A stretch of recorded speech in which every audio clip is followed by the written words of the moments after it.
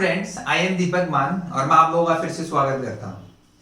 देखो, हम लोग 10th क्लास का सेकंड चैप्टर पढ़ रहे थे, एसिड बेस एंड सॉल्ट। और एसिड बेस और सॉल्ट में मैं आपको बेसिक पढ़ा चुका था कि लाइक इंडिकेटर्स क्या होते हैं और acidic basic concept like Arrhenius acid के according to Arrhenius acid base कैसे डिफाइन किया, अकॉर्डिंग टू ब्राउनस्टीड ने एसिड बेस कैसे डिफाइन किया, according to Lewis acid base कैसे डिफाइन करता है। आज के वीडियो लेक्चर में हम लोग केमिकल प्रॉपर्टी पढ़ेंगे। केमिकल प्रॉपर्टी मींस कि एसिड और बेस अलग अलग सब्सटेंस के साथ कैसे रिएक्ट करता है। जैसे फॉर एग्जांपल कि सर एसिड और बेस को मेटल के साथ रिएक्ट कर दो, क्या होगा, चेक करेंगे अभी। या फिर एसिड और बेस को क्या करते हैं कि खुद से आपस में ऐड कर दो, एसिड और बेस को दोनों को मिला दो तो क्या होगा। या एसिड और बेस को मैं क्या करता हूँ मेटल कार्बोनेट या फिर बाइकार्बोनेट के साथ रिएक्ट करा दो तो क्या होगा। तो कुछ बेसिक रिएक्शंस हैं वो जो कि अभी हम लोग डील करेंगे। तो स्टार्ट करते हैं केमिकल प्रॉपर्टीज ऑफ एसिड। तो देखो, केमिकल प्रॉपर्टीज में सबसे पहले मैं कहता हूं, जैसे हम लोग इंडिकेटर पढ़ते थे, मैंने आपको पढ़ाया किसके बारे में, इंडिकेटर्स। और इंडिकेटर में भी आपने दो टाइप के इंडिकेटर स्टडी किए थे, वन इज सिंथेटिक इंडिकेटर और another one is natural indicator. और सिंथेटिक में आप लोग बात करते थे जैसे मिथाइल ऑरेंज, फिनोल्फ्थलीन, और नेचुरल में आपने बात की लिटमस पेपर की। तो ऐसे ही मैं क्या करता हूँ, एक टेबल बनाता हूँ। तो फर्स्ट केमिकल प्रॉपर्टी में हम लोग इंडिकेटर डील कर रहे हैं। जैसे मैंने कहा कि इधर मैंने लिया इंडिकेटर और इधर मैं ले रहा हूँ एसिड और इधर क्या ले रहा हूँ भाई, बेस। ऐसे मैंने तीन कॉलम बनाए इंडिकेटर। और इंडिकेटर में भी जैसे आपने लिटमस पेपर लिया था और लिटमस पेपर जैसे ब्लू लिटमस पेपर और रेड लिटमस पेपर, रेड ना। तो इधर मैंने कहा कि अपने पास है रेड लिटमस पेपर भी, क्या था, रेड लिटमस पेपर। और एक्टिविटी से आपने समझा था कि रेड लिटमस पेपर को एसिड में ऐड किया जाए तो आपको नो चेंज, कुछ भी चेंज नहीं मिलता, मतलब red litmus paper remain red.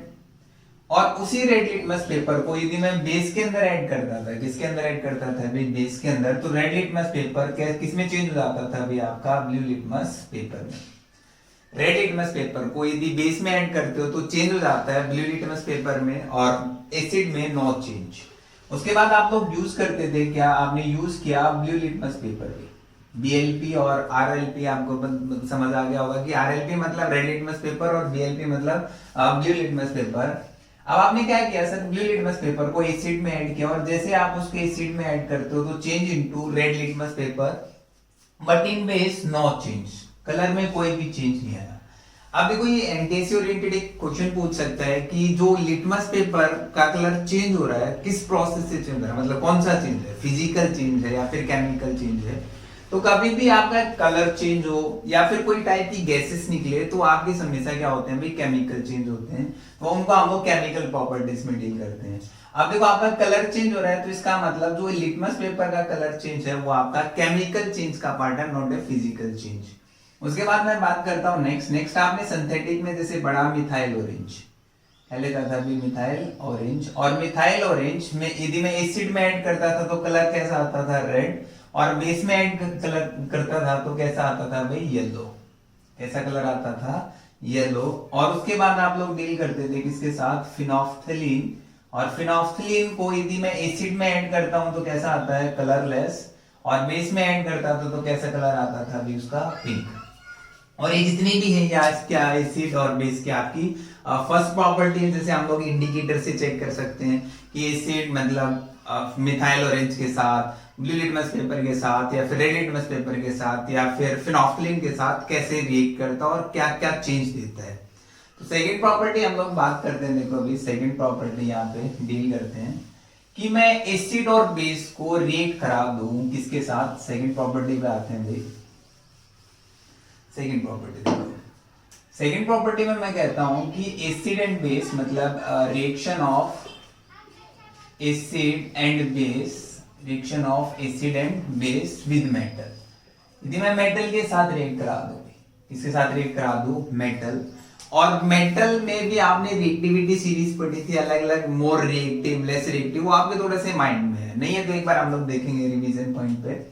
देखो मैंने कहा कि एसिड रिएक्ट, पहले मैं एसिड लेता हूं फिर हम लोग बेस लेंगे। Acid react with metal, acid किसके साथ रिएक्ट कर रहा है अभी, मेटल के साथ। या फिर चलो मैं इसी रिएक्शन को ऐसे भी लिख दूं कि हम लोग ऐसे लिख रहे हैं कि मेटल है और उस मेटल के ऊपर मैंने क्या डाल दिया भाई, एसिड डाल दिया, और मैं ऑब्जर्वेशन चेक कर रहा हूं कि क्या होगा। देखते हैं, देखो कि मेटल के ऊपर एसिड डालते हो तो आपको मिलेगा सोल्ट और प्लस क्या निकलती है भाई, हाइड्रोजन गैस। एक पॉप साउंड आपको दिखेगी, हाइड्रोजन छोटी छोटी बबल्स फॉर्म में हाइड्रोजन बाहर निकलती हुई। कैसे? देखो मैंने कहा कि अपने पास एक बीकर है, राइट भी, और उस बीकर में मैंने क्या ले लिया, जैसे एसिड में ले रहा हूं डाइल्यूट HCl, लैब में हम लोग कर सकते हैं।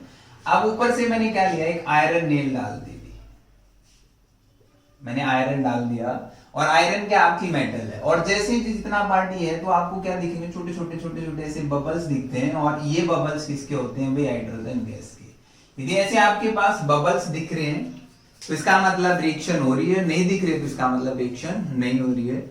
अब देखो क्या होता है कि कई केसेस में हाइड्रोजन बबल्स या हाइड्रोजन गैस बहुत ज्यादा निकलती है। यदि हाइड्रोजन गैस आपको बहुत ज्यादा दिखे, मतलब नंबर ऑफ बबल्स आपको बहुत ज्यादा दिखे, तो इसका मतलब मेटल मोर रिएक्टिव है, ज्यादा फास्टली रिएक्ट कर रही है, और बहुत कम बबल्स दिखते हैं तो इसका मतलब मेटल आपकी क्या है, लेस रिएक्टिव है। देखो चेक करते हैं, एग्जांपल लेते हैं, समझते हैं। देखो मैंने कहा कि अपने पास जैसे मेटल मैं ले लेता हूं, अपने पास जैसे है सोडियम, मेटल कौन सी ले रहा हूं, सोडियम, सोडियम अपने पास मेटल है, और एसिड क्या ले रहा हूं, जैसे एसिड मैंने लिया डाइल्यूट HCl। ये डाइल्यूट और कंसंट्रेटेड की हम लोग बात करेंगे नेक्स्ट वीडियो में कि एसिड को कैसे डाइल्यूट किया जाता है।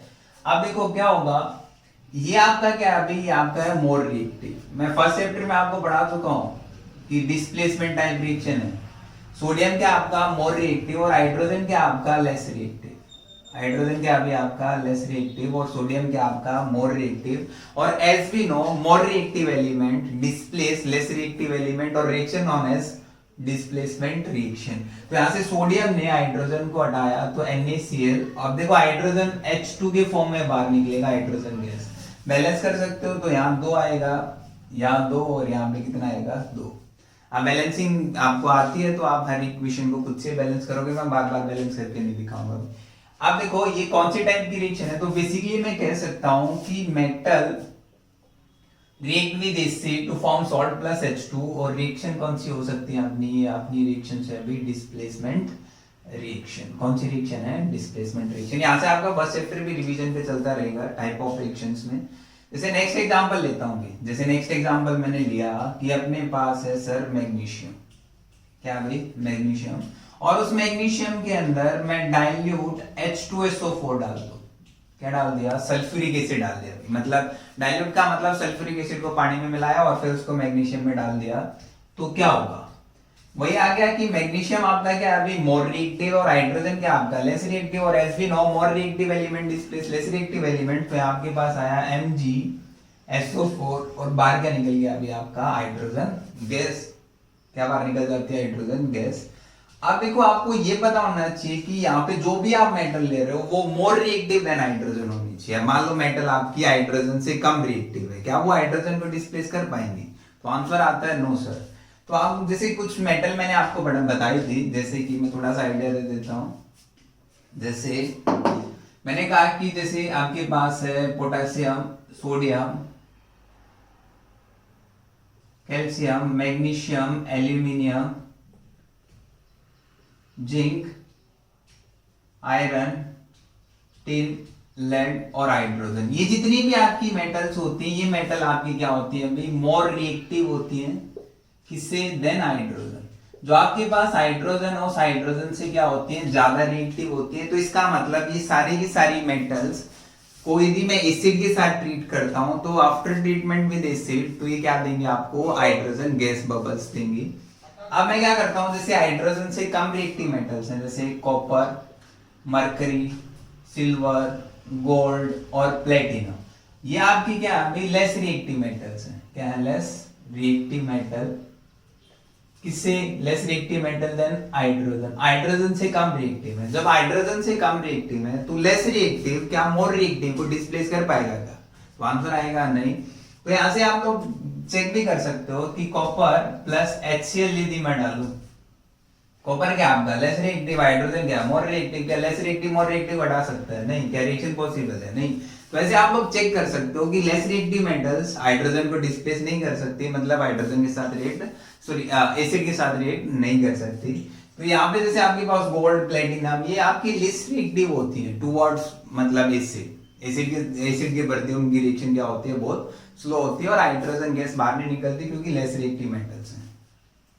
उसके बाद नेक्स्ट हम लोग पढ़ते हैं जैसे इसी में कि मैं एसिड, चलो हमने एसिड चेक किया, अभी एसिड को किसके साथ ट्रीट कराया, आपने मेटल के साथ ट्रीट कराया और आपको पता चला कि क्या निकला, सोल्ट प्लस H2 बाहर निकला। अब मैं कहता हूं कि सर इसको बेस के साथ ट्रीट करा दो, तो मैं क्या कहता हूं कि मेटल है अपने पास और मेटल को बेस के साथ ट्रीट कराता हूं। मेटल को किसके साथ ट्रीट कराता हूं भाई, बेस के साथ। तो क्या होगा चेक कर दे, देखो metal react with base to form salt plus H2 again. यहां भी आपको क्या मिलेगा, हाइड्रोजन गैस, कि या तो आपकी मेटल एसिड के साथ रिएक्ट करे या फिर आपकी मेटल बेस के साथ रिएक्ट करे, हमेशा सोल्ट प्लस H2 निकलेगा। भाई क्या निकलेगा, सोल्ट प्लस H2। आप देखो बेस को बहुत सारी बुक ऐसे लिखती हैं अल्केलाइन, तो कंफ्यूज नहीं होना है, अल्केलाइन मीडियम आपका क्या होता है, बेसिक मीडियम होता है। उसके बाद हम लोग चेक करते हैं, देखो मैंने एग्जांपल लिया, जैसे मैं ले रहा हूं भी अपने पास है जिंक, क्या अपने पास जिंक, और उस जिंक को मैं रिएक्ट करा दूं सोडियम हाइड्रोक्साइड के साथ, एक सॉल्यूशन होता है, और जिंक को यदि मैं सोडियम हाइड्रोक्साइड के साथ रिएक्ट कराता हूं तो ये क्या आपकी भी मेटल और ये क्या आपका बेस। तो आपके पास फॉर्मेशन होता है Na2ZnO2 और बाहर क्या निकलेगा H2, ये आपका कंपाउंड होता है सोडियम जिंकेट। क्या बनता है अभी, सोडियम जिंकेट। यहाँ पे आपके पास फॉर्मेशन होता है और हाइड्रोजन गैस क्या निकल जाती है बाहर। सेम यदि मैं इसको एल्यूमिनियम के साथ रिएक्ट कराता हूँ कि सोडियम हाइड्रोक्साइड एक बेस है, अल्केलाइन मीडियम में ले रहा हूँ और ये आपकी एक मेटल है, तो रिएक्ट टू फॉर्म क्या फॉर्म करता है NaAlO2 और बाहर क्या निकलता है BH2 और ये आपका बन जाता है क्या, सोडियम एल्यूमिनेट। क्या बनता है, सोडियम एल्यूमिनेट। ऐसे हम लोग चेक कर लेते हैं कि acid react with base, acid react with metal, base react with metal, तो क्या फॉर्मेशन करता है हमेशा सोल्ट प्लस H2, सिंपल है। उसके बाद नेक्स्ट टाइप की रिएक्शन, अच्छा चलो एक दो एग्जांपल और ले लेते हैं। जैसे कि मैंने कहा कि अपने पास जिंक है भी, क्या है, जिंक मेटल है, राइट, और उस जिंक मेटल को मैं रिएक्ट करा दूं डाइल्यूट HCl के साथ और पूछे क्या फॉर्मेशन होगा, what will happen when zinc granule added to dilute sulphuric acid, dilute hydrochloric acid. यदि डाइल्यूट हाइड्रोक्लोरिक एसिड में जिंक ग्रेन्यूल डाल दूं तो क्या होगा, ऐसे स्टेटमेंट बना के देता है। या फिर मैग्नीशियम रिबन को HCl में डाल दूं तो क्या होगा, डाइल्यूट हाइड्रोक्लोरिक में डाल दूं तो क्या होगा। अब देखो मैग्नीशियम का भी आप लोग चेक किया, तो जिंक का चेक करते हैं कि zinc react with dilute HCl, तो क्या होगा, ये आपका मोर रिएक्टिव है, आपका लेस रिएक्टिव, और as we know more reactive displace less reactive और बाहर क्या दे देगा H2। ऐसे आप लोग चेक करो कि magnesium react with HCl to form, क्या फॉर्म करेगा अभी, मोर रिएक्टिव, ये आपका less reactive, more reactive displace less reactive, तो हाइड्रोजन बाहर निकाल दो, बचा क्या MgCl2। क्या फॉर्मेशन होता है MgCl2। ऐसे आपके पास स्टेटमेंट क्वेश्चन आते हैं कि व्हाट विल हैपन कि this compound react with this, ऐसे आपकी स्टेटमेंट बनाता है, तो आपको थोड़ा सा केयरफुल रहना पड़ेगा। नेक्स्ट प्रॉपर्टी हम लोग चेक करते हैं। तो नेक्स्ट प्रॉपर्टी है अपने पास जैसे कि reaction of acid and base, हम लोग चेक करते हैं कि एसिड और बेस को हम लोग रिएक्ट कराते हैं किसके साथ, रिएक्शन ऑफ एसिड की चेक करते हैं मेटल किसके साथ, reaction of acid with metal carbonate, metal carbonate के साथ रिएक्ट कराता हूं और किसके साथ रिएक्ट कराता हूं भाई, मेटल बाइकार्बोनेट के साथ। और मेटल बाइकार्बोनेट को ही आप लोग क्या कह देते हो, हाइड्रोजन कार्बोनेट, एक ही है, कंफ्यूज मत होना। अब देखो कार्बोनेट क्या होता है, देखो कार्बोनेट आपके पास होता है अभी, कार्बोनेट होता है CO3 नेगेटिव, और बाइकार्बोनेट क्या होता है, बाइकार्बोनेट आपको पता है होता है क्या, HCO3 नेगेटिव। अब इसके ओरिएंटेड क्या कहता है कि एसिड और बेस को मेटल कार्बोनेट या बाइकार्बोनेट के साथ ट्रीट कराओ तो क्या होगा सर, एसिड चेक कर रहे हैं हम लोग। तो मैंने कहा कि अपने पास एसिड है, क्या है एसिड, और उस एसिड को मैं मेटल कार्बोनेट के साथ रिएक्ट कराता हूँ, किसके साथ रिएक्ट कराता हूँ, मेटल कार्बोनेट। यदि आपको अलग अलग मेटल की वैलेंसी पता है तो आप उसकी कार्बोनेट कंपाउंड फॉर्मेशन करके रिएक्शन करा सकते हो, बहुत इजी है। देखो acid react with metal carbonate तो क्या फॉर्मेशन करते हैं सर, ये फॉर्मेशन करते हैं salt plus CO2 plus H2। यहाँ से क्या बाहर निकलेगी, कार्बन डाइऑक्साइड बाहर निकलेगी। क्या बाहर निकलती है, कार्बन डाइऑक्साइड। एक्टिविटी बेस समझेंगे अभी हम लोग कैसे होती है, चेक करेंगे। देखो उसके बाद मैं कहता हूं कि acid react with metal bicarbonate, यदि बाइकार्बोनेट के साथ रिएक्ट करा देता हूं सर तो क्या होगा, यदि वो बाइकार्बोनेट के साथ रिएक्ट करती है तब भी आपका क्या फॉर्मेशन होगा अभी, salt plus CO2 plus H2O। क्या बनता है, salt plus CO2 plus H2O। उसके बाद चेक करते हैं, देखो एक्टिविटी लेते हैं, एक्टिविटी बेस समझते हैं कैसे। देखो कहते हैं कि अपने पास टेस्ट ट्यूब है, भी 2 टेस्ट ट्यूब मैंने, एक एक्टिविटी है, एक्टिविटी बेस समझेंगे। देखो क्या होगा, कैसे होगा, कैसे पता चला सर CO2 बाहर निकली है या नहीं निकली, हम लोग सब चेक करेंगे। देखो मैंने कहा कि आपके पास 2 टेस्ट ट्यूब हैं, एक टेस्ट ट्यूब ये ली और दूसरी टेस्ट ट्यूब ये ली, 2 टेस्ट ट्यूब मैंने ली। और एक टेस्ट ट्यूब में मैंने, सॉरी इस टेस्ट ट्यूब में भी और इस टेस्ट ट्यूब में भी मैं दोनों में क्या ले रहा हूँ भाई, डाइल्यूट HCl ले रहा हूँ।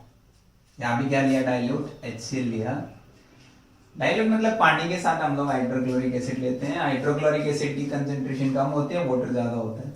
अब एक में कहता है कि एक टेस्ट ट्यूब में आप डाल दो सोडियम कार्बोनेट, क्या नाम है इसका, सोडियम कार्बोनेट। एक टेस्ट ट्यूब में मैंने ऐड किया सोडियम कार्बोनेट, पाउडर फॉर्म में होता है। दूसरी टेस्ट ट्यूब में मैं ऐड कर रहा हूं सोडियम हाइड्रोजन कार्बोनेट, इसका नाम क्या है, सोडियम हाइड्रोजन कार्बोनेट। एक में तो आप ऐड कर रहे हो क्या, सोडियम कार्बोनेट, और दूसरे में क्या ऐड कर रहा हूं, सोडियम हाइड्रोजन कार्बोनेट। और चेक करते हैं क्या हुआ, जैसे आपने सोडियम कार्बोनेट ऐड किया और सोडियम बाइकार्बोनेट ऐड किया तो मैं कुछ ऑब्जर्व करता हूं, कुछ देखता हूं। क्या देखने को मिलता है, यहाँ पे ना आपको ऐसे छोटी छोटी एफ्लुएंसेस आते हैं, कुछ बबल्स फॉर्म में बाहर निकलते हैं, यही आपकी क्या होती है भाई, CO2 गैस। यहाँ पे भी ऐसे आपको दिखेगा, ऐसे आपको दिख रहे हैं छोटे छोटे, और ये क्या आपका CO2 गैस। यदि ऐसा आपको कुछ दिख रहा है तो इसका मतलब रिएक्शन हो रही है, नहीं तो नहीं हो रही है। तो यहाँ से आपकी क्या निकलती है अभी, कार्बन डाइऑक्साइड गैस निकलती है। अब देखो कैसे निकली, आपको ये भी पता है कि metal carbonate and bicarbonate react with acid to form salt plus CO2 plus H2। तो रिएक्शन क्या होगी, ऐसे क्वेश्चन भी पूछ सकता है कि एक्टिविटी बेस्ड क्वेश्चन काफी आते हैं, और आपसे पूछे कि आपको ऐसा सेटअप दे रखा है और उनकी रिएक्शन आप बताओगे, फाइनल प्रोडक्ट क्या होगा। अब देखो मैंने कहा कि आपके पास ये सेटअप है, तो मैं कहता हूं कि Na2CO3 सोडियम कार्बोनेट है, राइट। और सोडियम कार्बोनेट को आप HCl के साथ ट्रीट करा रहे हो, तो ये भी किसके साथ ट्रीट करा रहा हूं, HCl हाइड्रोक्लोरिक एसिड। अब देखो इन रिएक्शंस को, या देखो मुझे इतना तो पता है कि CO2 प्लस H2O निकलेगा, बट बहुत सारे स्टूडेंट कंफ्यूज हो जाते हैं, सर सॉल्ट क्या बनेगा और कैसे बनेगा। तो चेक करके देखो, ब्रेक कर दो Na positive plus CO3 2 negative, इसको ब्रेक कर दो H positive plus Cl negative. और आपने डबल डिस्प्लेसमेंट रिएक्शन तो पढ़ी होगी, क्या पढ़ी होगी, डबल डिस्प्लेसमेंट रिएक्शन।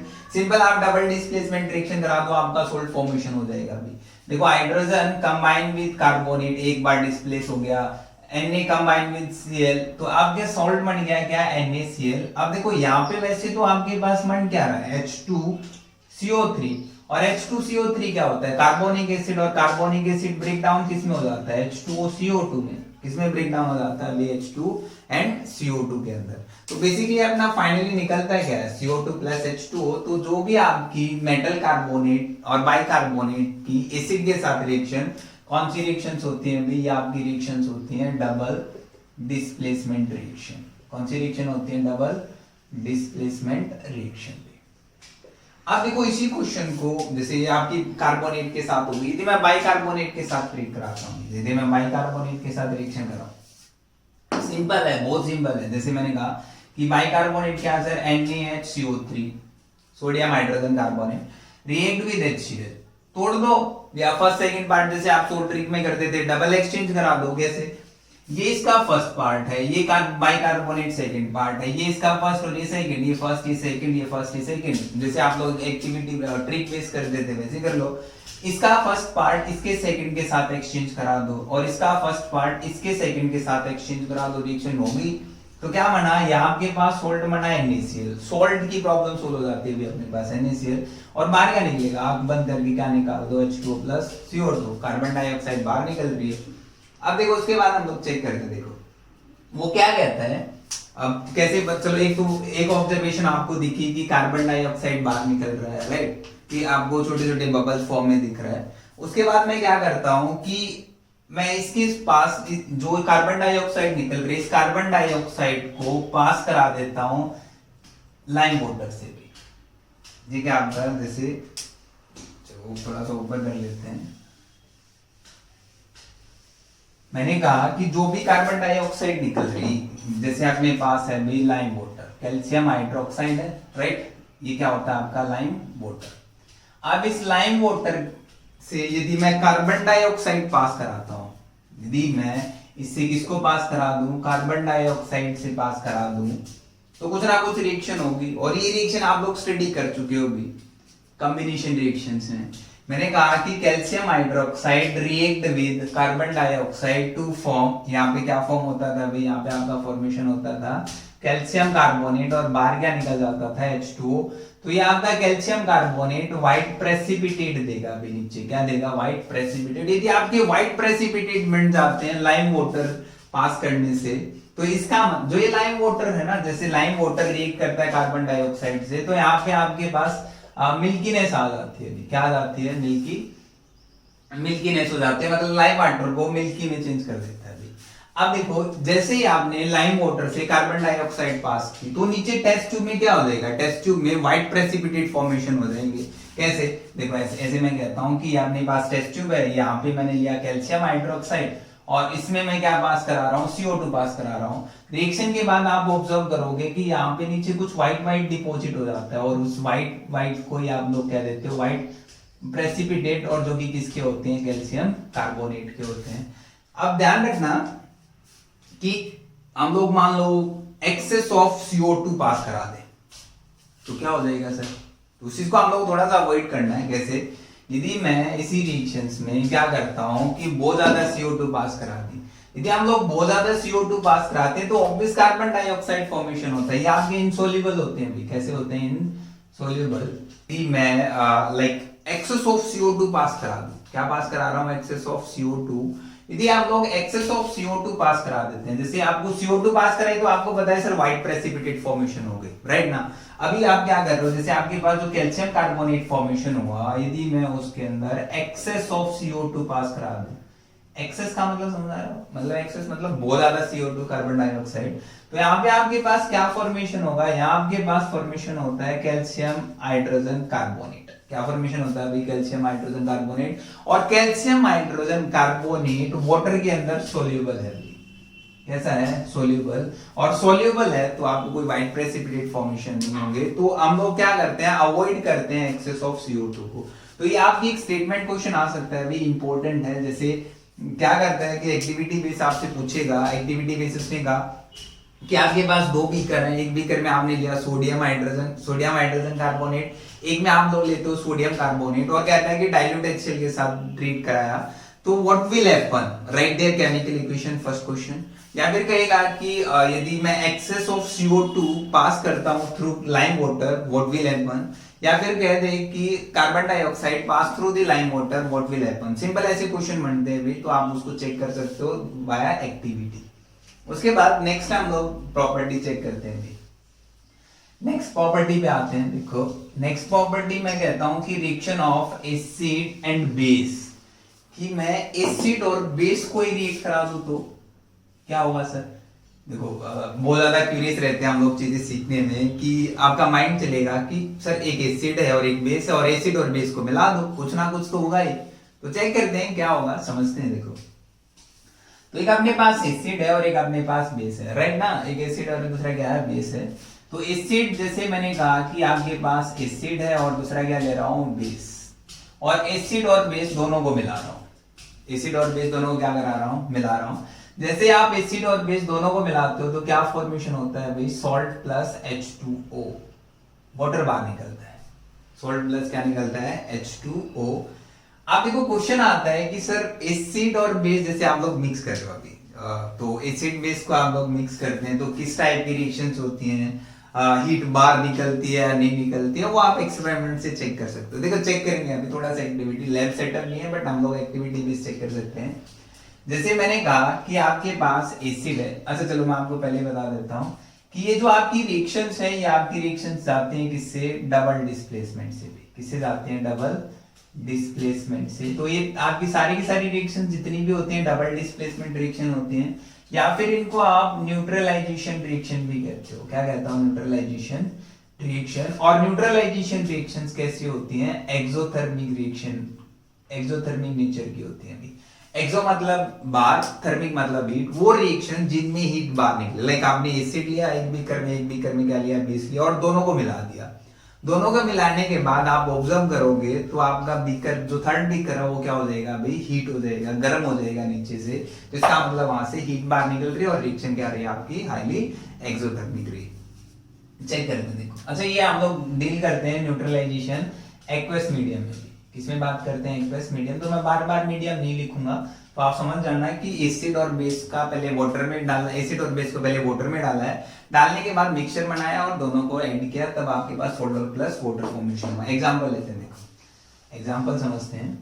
जैसे मैंने कहा कि मेरे पास एसिड है भाई HCl, HCl जैसे एक्वस ऐसे लिखा जाता है, एक्वस, एक्वस मतलब पानी। एक इक्वेशन में लिख के दिखा देता हूं, बाकी आप खुद से लिख लोगे। बेस जैसे मैं ले रहा हूं NaOH, NaOH एक्वस। और आपको ये भी पता है कि एसिड और बेस को पानी में डाल दिया जाए अकॉर्डिंग टू अरेनियस कंसेप्ट, पता है ना भाई। अरेनियस ने क्या कहा कि एसिड पानी में डालने के बाद break down into H positive या गिव्स H पॉजिटिव आयन, तो H पॉजिटिव एक्वस और Cl नेगेटिव एक्वस, ऐसे आपको मिला। बेस वाटर में डालने के बाद क्या देगा, Na पॉजिटिव एक्वस दे रहा है और क्या दे रहा है भाई, OH नेगेटिव एक्वस, राइट। क्या दे रहा है, Na पॉजिटिव एक्वस और क्या दे रहा है, OH नेगेटिव एक्वस। अब देखो डबल डिस्प्लेसमेंट रिएक्शन करानी है अभी। क्या करानी है, डबल डिस्प्लेसमेंट। कराओ दो ना, फिर वेट किसका कर रहे हो, कराओ। कि आपके पास ये इसका फर्स्ट पार्ट था, ये इसका सेकंड पार्ट, तो ये इसका फर्स्ट और ये सेकंड, क्या समझा था, फर्स्ट का सेकंड के साथ और इसका फर्स्ट सेकंड के साथ इंटरचेंज करा दो और प्रोडक्ट बन गया। तो आपके पास प्रोडक्ट क्या फॉर्मेशन हुआ, प्रोडक्ट फॉर्मेशन हुआ NaCl प्लस वाटर, और NaCl क्या आपका सोल्ट, वाटर आपका बाहर निकल गया। अब देखो इस NaCl को मैं तोड़ता हूं तो NaCl टूटा, Na positive plus Cl negative, first part का है, सेकंड पार्ट है ना, बहुत बार पढ़ा है। अब देखो इसका Na पॉजिटिव से Na positive cancel, Cl negative से Cl नेगेटिव कैंसिल, कट जाता है। तो बचा क्या, ओवरऑल रिएक्शन में बचा क्या अपने पास, यदि आप चेक करते हो तो ओवरऑल रिएक्शन में आपके पास बचता है H positive aqueous plus OH negative aqueous, और क्या देता है आपको, सिंपल वाटर। तो ये काइंड ऑफ न्यूट्रलाइजेशन रिएक्शन है। कैसी रिएक्शन है भाई, न्यूट्रलाइजेशन रिएक्शन।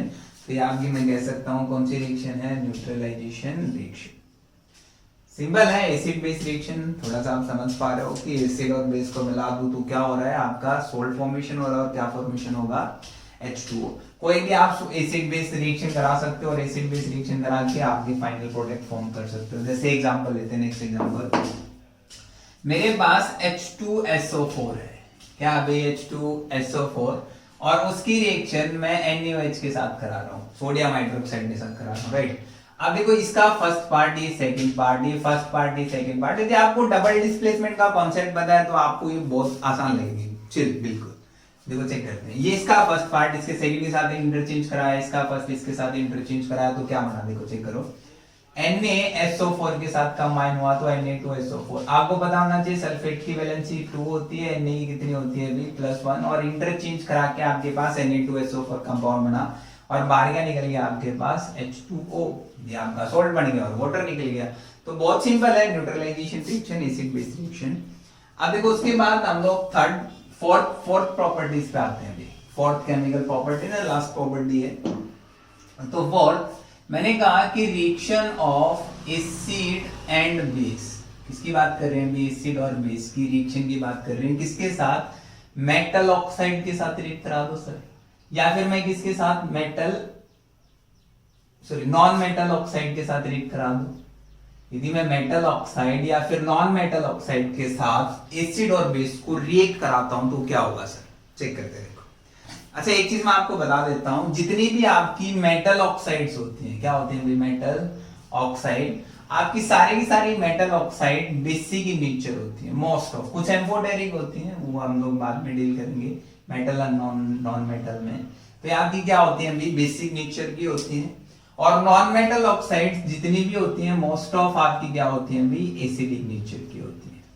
किसकी होती है, एसिडिक नेचर की होती है। अब देखो एसिड को तो आप एसिड के साथ रिएक्ट नहीं कराओगे, दो एसिड को मिक्स करोगे क्या, हमने कहा कुछ भी नहीं। अब मैं क्या करता हूं कि एसिड को मैं बेस के साथ ट्रीट कराऊंगा, तो आपको रिएक्शन पता है acid plus bit salt plus water, वहां के पास बेस है ये आपका acid, acid react with base to form salt plus water.